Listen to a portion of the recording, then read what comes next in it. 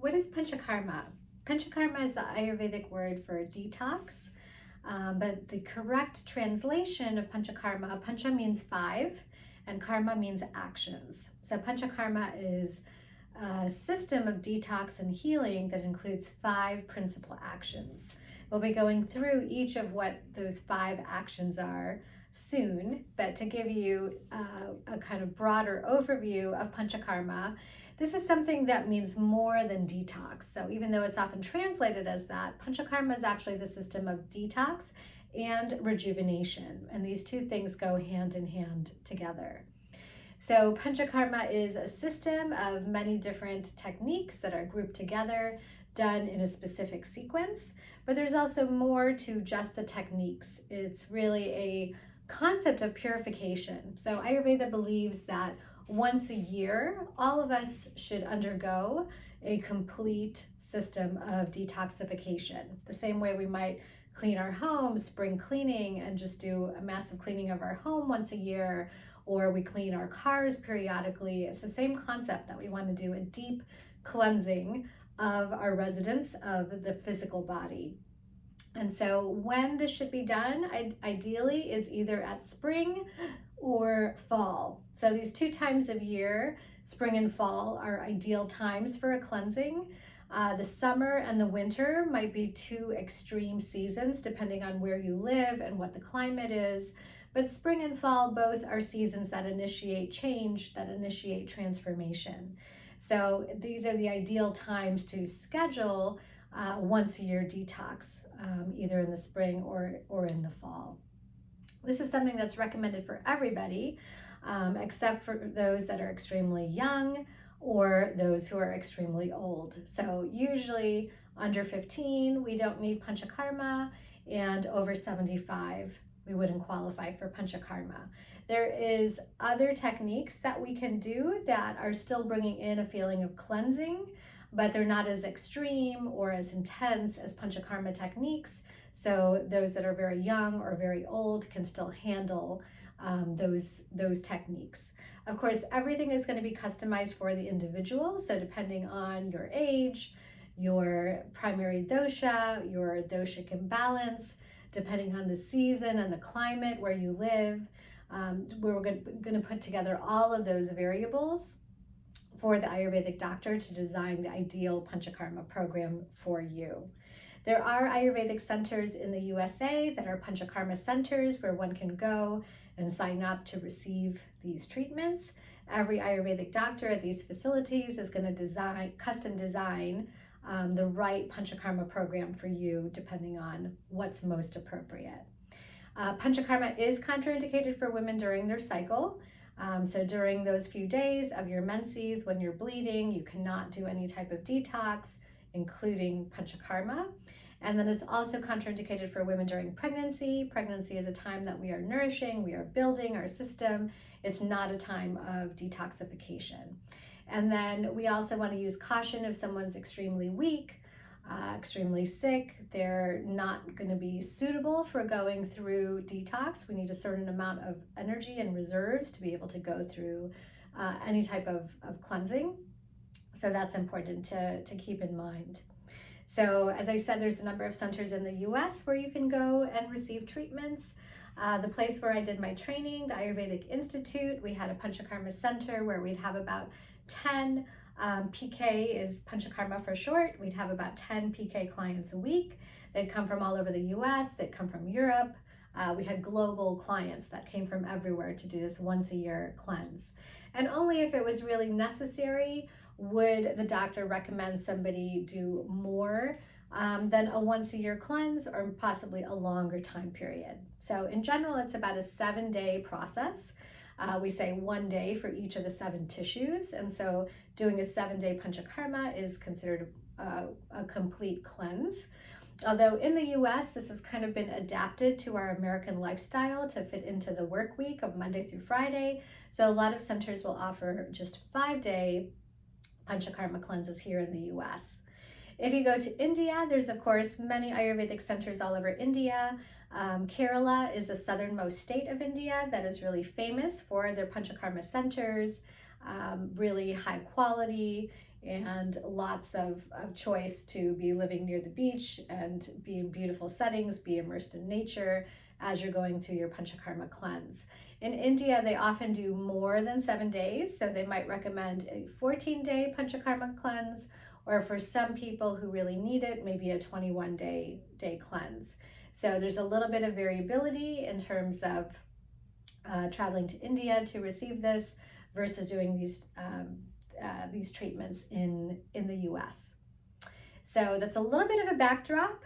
Now let's go into what actually is Panchakarma. So Panchakarma is a concept of purifying our body and our mind. And so part of the physical purification is doing a cleansing fast. And we don't fast completely during Panchakarma, but we call it a mono diet fast. So the primary dish that's cooked during this time is called khichdi. Khichdi is a famous Ayurvedic dish that's a combination of rice and moong dal. So moong dal is kind of a yellow colored lentil, very high in protein, very good for digestion, also brings energy. So eating this combination of cooking the rice and the moong dal together, it's cooked with certain spices, it's cooked with or certain toppings that can be added, fresh cilantro, for example, coconut flakes, a spoon of ghee. Spices that might be used are ginger or cumin seeds, mustard seeds, and there's some different varieties of how you can play with the khichdi recipe to cater to each of the 3 doshas. And so khichdi is a dish that is cooked for you when you go to an Ayurvedic center, and you can have it whenever you have an appetite. So it could be had for breakfast, for lunch, for dinner, but usually during Panchakarma you don't have as much of an appetite.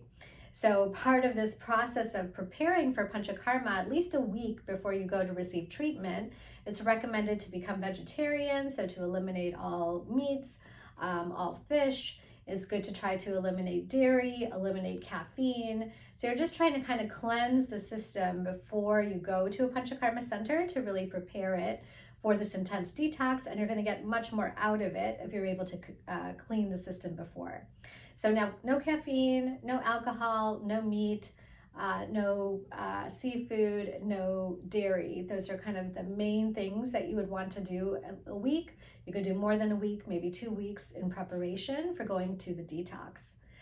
Part of the process of beginning the detox is we recommend doing internal oleation, and this is done with ghee, which is clarified butter.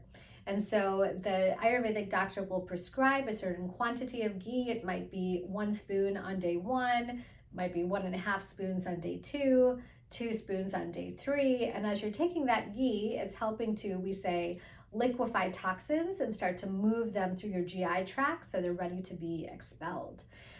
So it's not a fun process taking the ghee, but it is very cleansing, very therapeutic, and there are substitutes for someone who has high cholesterol or is vegan. We might recommend flaxseed oil as a good substitute instead of the ghee.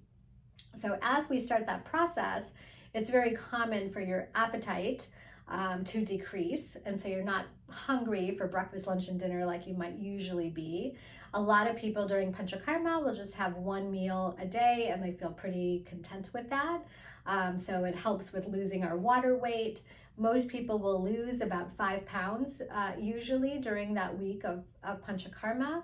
For some people, it might be significantly more, especially if that's a goal. Maybe they'll lose 10 pounds or so during that first week. And this is just to kind of get the process started of detoxing. And then there's also post Panchakarma care that will be recommended with diet and lifestyle and so forth. Your Ayurvedic doctor is also going to prescribe a regimen of Ayurvedic herbs personally tailored to you and whatever your doshic imbalances might be. So those herbs, some of them might be started before you come to the Panchakarma Center, the week before. There'll be certain herbs that you're taking during the entire week. And then your post-Panchakarma care, there'll be certain herbal regimens, whether it's teas or powders, that will be recommended for you to continue with your follow-up care. Ayurveda recommends drinking plenty of water and hydrating well during Panchakarma, so we're not trying to to deprive ourselves of water. There's also certain herbal teas, once again, that are prescribed, medicated herbal teas that you're having for a very specific reason. There's a lot of digestive tonic teas that are had during this time. Triphala is one of the main herbs that will often be prescribed at bedtime. Triphala is contraindicated, once again, if you have loose stools, if you're pregnant, or if for women, if you are on your cycle. So those are the times we don't take Triphala, but otherwise it's a very nice detox medicinal herb to take at bedtime to help stimulate early morning bowel movement, but it also cleanses the GI tract very thoroughly, and it acts as a rejuvenative as well. So Triphala is going to be prescribed for most people during this time. So you're on your mono diet, drinking lots of water, herbal teas that have been prescribed to you, taking Triphala at bedtime. And then in addition to that, you're going through your series of treatments. I'm going to share what those 5 actions, 5 karmas are in the next video. But also part of this mental purification is a time that's recommended to do meditation. It could be any form of meditation that you choose, but to have some dedicated time each day that you're spending in silence to reflect. Some Panchakarma centers will have this as a guided meditation class in the morning, and possibly a second one also in the evening. So it's nice to take advantage of that. Our yoga practice, if you're someone who has a very strong, vigorous yoga practice, you want to make some modifications during the time of Panchakarma. So this is not a time to as you're going through the cleanse, our energy does naturally become a little bit lower, our body's a little bit weaker as we're kind of going through this mono diet fast. So we don't want to push ourselves physically or vigorously in any way. We're not going to be doing our usual exercise routine. It's just recommended to do a brief walk after your meals, or in the morning and in the evening, maybe 15 to 30 minutes, but once again, not pushing yourself, and just a kind of a light stroll that doesn't feel intense or vigorous or depleting. In terms of the yoga practice, we want to practice gentle yoga during this time, and some Ayurvedic centers will have a guided yoga class with someone who, a trained instructor, that's specifically doing poses that will help with detox, that will work on digestive harmony and kind of targeting the GI tract, and just really focusing on restorative type of poses that are focused on rest, surrendering, not pushing yourself too much, not breaking into a sweat. So that's something to keep in mind as well as part of the cleanse. We also recommend time, just like in meditation, some time for reflection. It's also nice to keep a journal during this time. A lot of things will start to come up for you physically, mentally, emotionally. It's nice to be able to keep a journal and just write those things down and have that time for reflection. Is a really beautiful, beautiful process. So I think I've covered most of the do's and don'ts for going into Panchakarma, and in the next video, I'm going to share with you what are the specific techniques that we use in this system.